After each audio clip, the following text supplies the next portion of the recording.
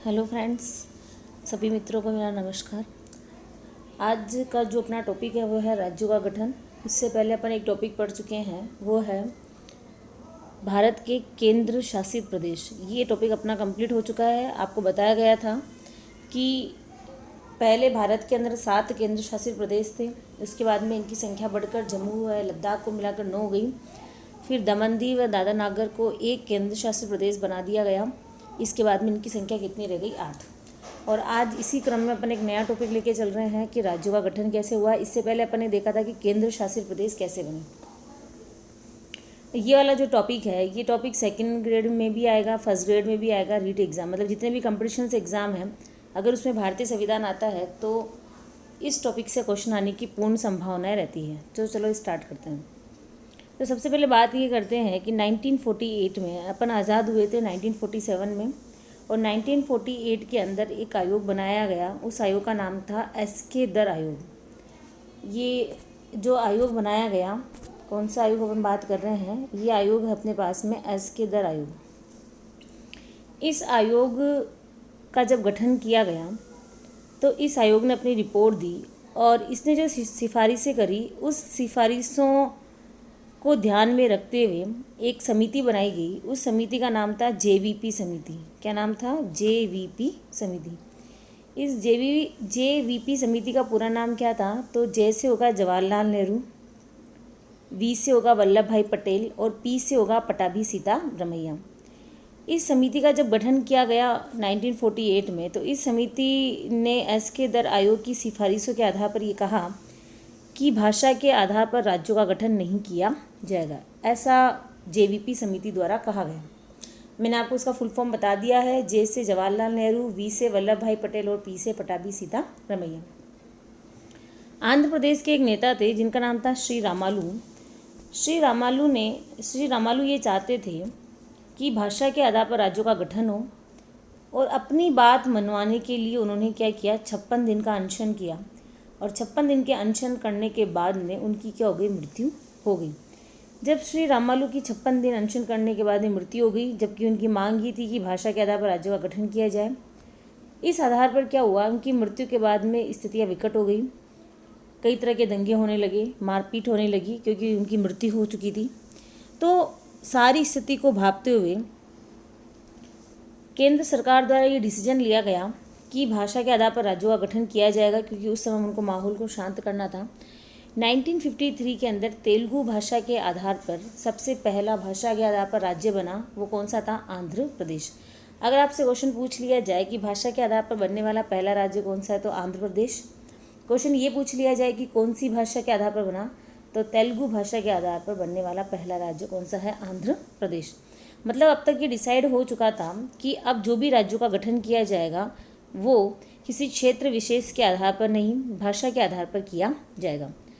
इस सारी योजना को क्रियान्वित करने के लिए 1953 के अंदर 1953 के अंदर अपन बात करते हैं 1953 के अंदर एक आयोग का गठन किया गया। उस आयोग का नाम था राज्य पुनर्गठन आयोग।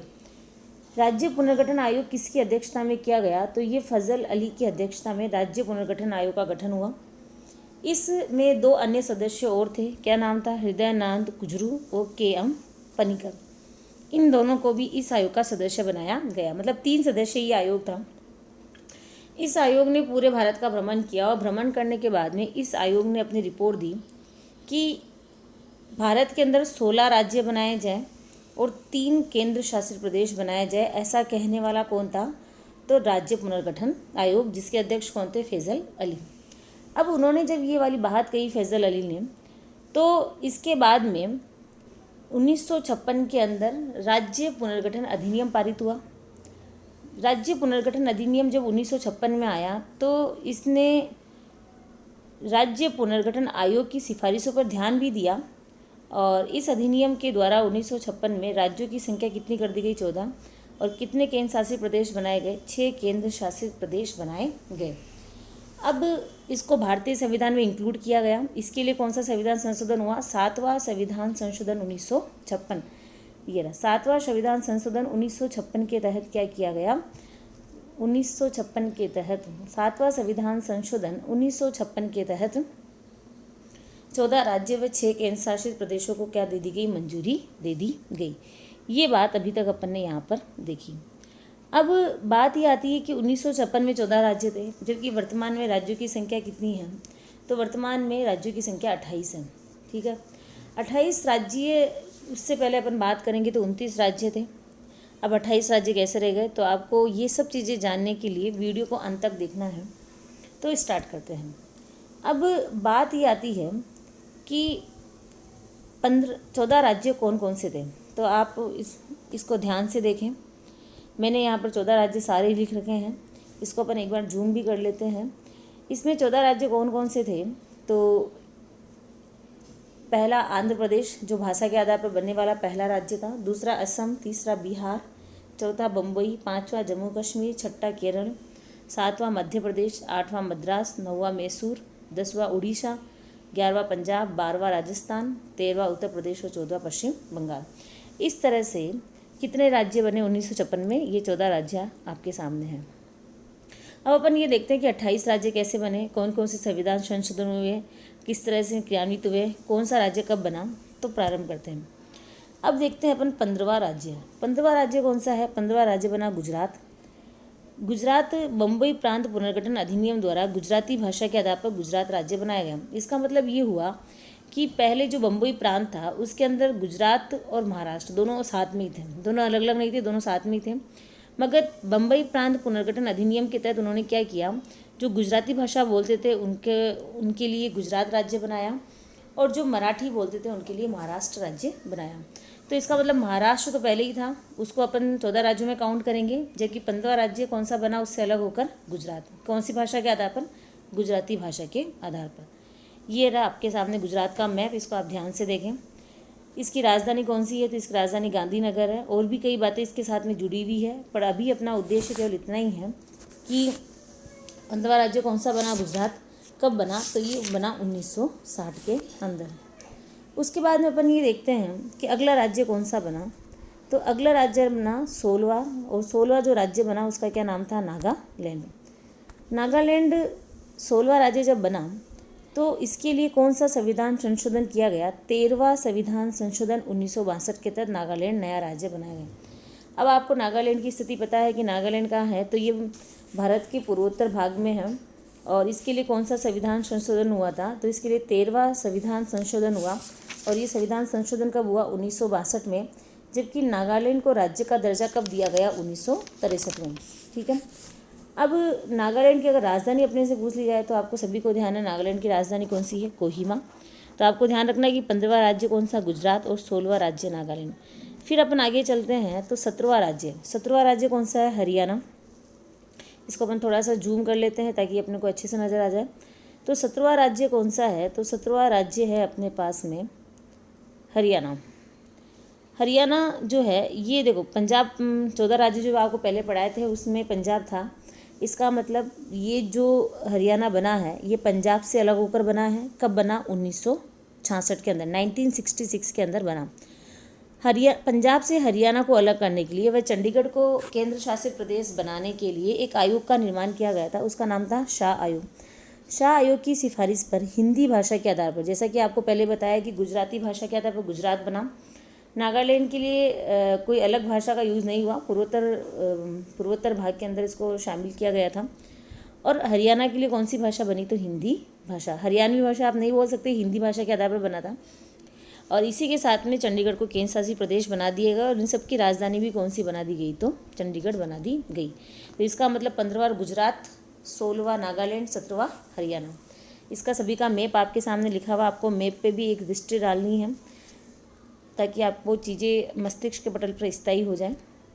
उसके बाद अपन देखते हैं अगले राज्य, और अगला राज्य अपन कौन सा देखते हैं, तो अगला राज्य अपने पास में 18वां राज्य, और ये 18वां राज्य कौन सा है, हिमाचल प्रदेश। ये रहा भाई हिमाचल प्रदेश।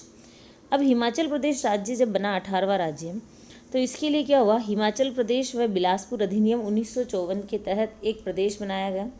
हिमाचल प्रदेश राज्य नियम 1970 के तहत संघ राज्य क्षेत्र को हटाकर पूर्ण राज्य का दर्जा दिया गया। मतलब क्या हुआ था कि हिमाचल प्रदेश जो था वो पहले केंद्र शासित प्रदेश था, उसको केंद्र शासित प्रदेश से हटाकर उसको अब किसका दर्जा दे दिया गया, तो राज्य का दर्जा दे दिया गया, पूर्ण राज्य का दर्जा दे दिया गया। कब दिया गया, 1970 में। ठीक है, अधिनियम कौन सा बना, हिमाचल प्रदेश राज्य अधिनियम। बड़ी सिंपल सी बात है, अपने को क्या ध्यान रखना है कि ये इसको दर्जा कब दिया गया था, 1970 के अंदर दिया गया था। पहले ये क्या था, ये पहले ये केंद्र शासित प्रदेश था, और अब ये क्या है, तो अब इसे किसका दर्जा दिया गया, राज्य का दर्जा दे दिया गया। और इसकी राजधानी अपने से पूछ ली जाए तो राजधानी है शिमला, जो आप सभी को पता है। उसके बाद अपन चलते हैं 19वां राज्य। 19, 20 और 21 मणिपुर, त्रिपुरा और मेघालय, मतलब ये पूर्वोत्तर भारत के हैं। पूर्वोत्तर भारत को निर्माण करने के लिए एक अधिनियम आया, उत्तर पूर्वी क्षेत्र पुनर्गठन अधिनियम 1971, जिसके तहत 1972 में 3 राज्यों को दर्जा दिया गया। 3 राज्य कौन कौन से थे, जो अपन ने यहाँ देखे हैं, 19वां मणिपुर, 20वां त्रिपुरा और 21वां मेघालय। 22वां संविधान संशोधन द्वारा मेघालय को असम राज्य के अंदर स्वायत्त शासी राज्य का दर्जा दिया गया। मतलब अपन अगर देखें तो मेघालय जो है वो असम के साथ में इसका स्वायत्त शासी राज्य बनाया गया था, और अधिनियम का कौन सा था, 1971, जबकि ये बना कब, 1972 के अंदर। उसके लिए अपन और देखते हैं कि मिज़ोरम जो है, मिज़ोरम को अपन आगे पढ़ेंगे। अभी तक अपना उद्देश्य के लिए यही है कि 19वां है मणिपुर, 20वां है त्रिपुरा और 21वां है मेघालय। इसके बाद में 22वां राज्य कौन सा बना, सिक्किम। सिक्किम की स्थिति आपको पता है कि इसके एक तरफ नेपाल है, इसके उत्तरी में चीन है, और इसके बाद अपन एक और बॉर्डर इसकी इधर देखते हैं, वो चाइना की बॉर्डर लगती है, और इसके दक्षिण में वेस्ट बंगाल है। तो सिक्किम की स्थिति बड़ी विकट स्थिति है, और इसीलिए यहाँ पर कई तरह की सीमा विवाद को लेकर क्वेश्चन भी आते हैं और सीमा विवाद होता भी है। तो 22वां जो राज्य था वो है सिक्किम। सिक्किम के लिए कौन सा संविधान संशोधन हुआ, 35वां संविधान संशोधन 1974, जिसके तहत इसको संयुक्त राज्य बनाया गया पहले तो। फिर इसके बाद में 36वां संविधान संशोधन 1975 के तहत इसे पूर्ण राज्य का दिया गया, पूर्ण राज्य का दर्जा दिया गया। इसका मतलब ये हुआ कि सिक्किम के लिए 2 संविधान संशोधन हुए, 35वां संविधान संशोधन और 36वां संविधान संशोधन। अपने लिए एग्जाम की दृष्टि से सबसे इम्पोर्टेंट जो रखता है वो 36वां संविधान संशोधन, क्योंकि इस संविधान संशोधन के तहत सिक्किम को पूर्ण राज्य का दर्जा दे दिया गया था। सिक्किम की राजधानी आप सभी को पता है, गंगटोक। इसके बाद अपन बात करते हैं 23वां, 24वां और 25वां। 23वां राज्य कौन सा है, मिजोरम। मिजोरम के लिए वही अधिनियम, मिजोरम राज्य अधिनियम 1986। अगर अपने से ये पूछ ले कि मिजोरम को कौन से संविधान संशोधन द्वारा विधानसभा का गठन किया गया, कौन से संविधान संशोधन द्वारा सीटें निर्धारित की गई, तो मिजोरम के लिए जो संविधान संशोधन हुआ था वो हुआ था 53वां संविधान संशोधन, और ये कब हुआ था, 1986 में। मतलब 53वां संविधान संशोधन किसके लिए हुआ था, मिजोरम के लिए हुआ था 1986 के अंदर। उसके बाद में 24वां राज्य कौन सा है, अरुणाचल प्रदेश। और अरुणाचल प्रदेश के लिए कौन सा संविधान संशोधन किया गया, अपन देखते हैं कि अरुणाचल प्रदेश के लिए, ये रहा आपका पेज, अरुणाचल प्रदेश के लिए कौन सा संविधान संशोधन किया गया, तो इसके लिए हुआ था 55वां संविधान संशोधन 1986। ये अरुणाचल प्रदेश के लिए हुआ 55वां संविधान संशोधन 1986, और अधिनियम भी 1986 का ही है। संविधान संशोधन 55वां है, इसके तहत अरुणाचल प्रदेश को राज्य का दर्जा दिया गया। फिर अपन देखते हैं 25वां राज्य कौन सा बना, गोवा। अब गोवा जब 25वां राज्य बना, उससे पहले गोवा एक केंद्र शासित प्रदेश था, और 12वां संविधान संशोधन जो हुआ था उसके तहत गोवा को पहले पुर्तगालियों से लेकर केंद्र शासित प्रदेश बनाया गया। उसके बाद में गोवा के लिए संविधान संशोधन किया गया राज्य के दर्जे को लेकर, और वो था 56वां संविधान संशोधन 1987, जिसके तहत गोवा को राज्य का दर्जा दिया गया। इसके लिए सीटें निर्धारित की गई कि इसके विधानसभा या विधान परिषद में कितनी सीटें होगी। तो 25वां राज्य मिजोरम है, 23वां राज्य मिजोरम है, 24वां राज्य अरुणाचल प्रदेश है, और 25वां राज्य कौन सा है, गोवा। उसके बाद अपन देखते हैं 26वां राज्य जो बना वो था छत्तीसगढ़। छत्तीसगढ़ किससे अलग हुआ, मध्य प्रदेश से। उत्तराखंड किससे अलग हुआ, उत्तर प्रदेश से। और झारखंड जो अलग हुआ था वो होता बिहार से। इसके लिए अधिनियम, क्योंकि तीनों राज्य 2000 में, सन 2000 में बने थे। मध्य प्रदेश के अधिनियम लगेगा किसको बनने के लिए, छत्तीसगढ़। कोई बड़ा इशू नहीं है। अधिनियम आपको ध्यान रखने हैं कि कब कब कौन सा जिस राज्य से अलग हो रहा है उस राज्य के नाम का अधिनियम है, और सन कौन सा है, 2000। ठीक है। उसके बाद अपन देखते हैं 29वां राज्य बना तेलंगाना। तेलंगाना संसदीय अधिनियम के तहत बना था, और जब तेलंगाना संसदीय अधिनियम के तहत बना, 29वां राज्य तेलंगाना संसदीय अधिनियम के तहत बना। कब बना, 2 जून 2014 को बना। और ये किससे अलग हुआ? ये आंध्र प्रदेश से अलग हुआ था। इसकी राजधानी कौन सी है? हैदराबाद। तो तेलंगाना जो बना वो 29वां राज्य बना। अब वर्तमान में अपन देखते हैं कि राज्यों की संख्या 28 है। इसका मतलब ये हुआ कि 31 अक्टूबर सन 2019 को जम्मू कश्मीर को राज्य के दर्जे से हटा दिया गया और उसे केंद्र शासित प्रदेश में बांट दिया गया। उसको दो केंद्र शासित प्रदेशों में बांटा, एक तो जम्मू कश्मीर और एक लद्दाख। इस तरह से केंद्र शासित प्रदेशों की संख्या तो अभी रह गई है 8 और राज्य कितने रह गए हैं? 28। क्लियर है माइंड में? अब अपन आगे बात करते हैं कि कौन से राज्यों का कब कब नाम चेंज किया गया। तो राज्यों के नामों में परिवर्तन किया गया था। संयुक्त प्रांत जो था राज्य था, इसका नाम दिया गया उत्तर प्रदेश। और इसको जब नाम दिया गया तो अपनी PDF ये रही। अब इसको जब नाम दिया गया संयुक्त प्रांत, तो इसे संयुक्त प्रांत से उत्तर प्रदेश नाम दिया 1950 में। मद्रास 1969 जिसे नाम दिया तमिलनाडु के अंदर। मैसूर 1973 जिसे नाम दिया कर्नाटक। मिनिकॉय द्वीप जिसे अपन आज वर्तमान में लक्षद्वीप के नाम से जानते हैं, जिसे 1973 के अंदर दिया गया था। दिल्ली को 1992 के अंदर राष्ट्रीय राजधानी क्षेत्र घोषित किया गया था। इसके लिए संविधान संशोधन भी हुआ था, 1969वां संविधान संशोधन। उत्तरांचल को उत्तराखंड कहते हैं, कब से? 2006 से। पांडिचेरी को 2000 से पुडुचेरी कहते हैं। उड़ीसा को 2011 से उड़ीसा कहते हैं। तो ये पूरा जो वीडियो है इसमें राज्यों के गठन से संबंधित बात है। अपन ने देखे हैं कि 28 राज्य हैं और कौन सा राज्य कब कब बना और 1956 में कितने राज्य थे, कितने केंद्र शासित प्रदेश थे। तो आपको ये सारा जो मैटर है ये अपनी नोटबुक में ऐड करना है, जिससे आपकी एग्ज़ाम की पूर्ण तैयारी होती रहे।